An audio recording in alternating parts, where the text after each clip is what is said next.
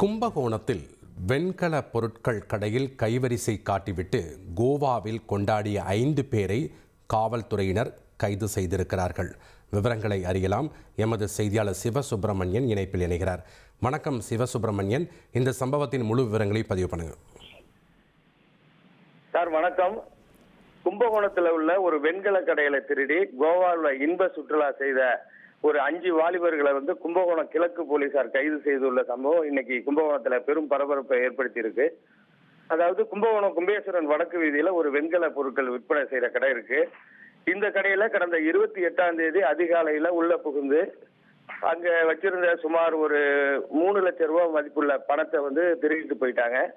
இந்த திருட்டு தொடர்பா கடைக்காரர் சண்முக சுந்தரங்கிறவர் கும்பகோணம் கிழக்கு போலீஸ்ல புகார் கொடுத்தாரு.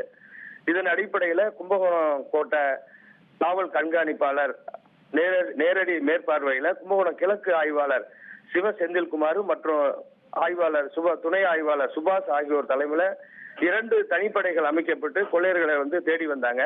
இந்த நிலையில ஒரு 5 பேர் ஹரிஹர சுதன், பிரசன்னா, அகிலன் உள்ளிட்ட ஒரு 5 பேர் இந்த கொள்ளையில ஈடுபட்டது தெரிய வந்தது. இவங்க எங்க இருக்காங்கன்னு இந்த தனிப்படை போலீசார் திருவி சோதனை செஞ்சு விசாரணை நடத்தினதுல இவங்க 5 பேரும் கோவாவில் இன்ப சுற்றுலா போயிருக்காங்க. இவங்களை இங்க வரவழைச்சு இன்னைக்கு அதிகாலையில இவர்களை விசாரிச்சு இவங்கள்ட்ட இருந்து ஒரு 5 செல்போனு, 3 மோட்டார் பைக்கு இதெல்லாம் பறிமுதல் செய்து மேலும் 2,51,000 ரூபாய் பணத்தையும் பறிமுதல் செய்து இவங்களை நீதிமன்றத்தில் ஆஜர்படுத்தி சிறையில் அடைச்சிருக்காங்க. கொள்ளையடிச்சு இன்ப சுற்றுலா போன கொள்ளையர்கள் குறித்த செய்தி கும்பகோணத்தில் பரவி தற்போது பெரும் பரபரப்பை ஏற்படுத்தியிருக்கு. நன்றி சிவசுப்பிரமணியன், உங்களுடைய விவரங்களுக்கு.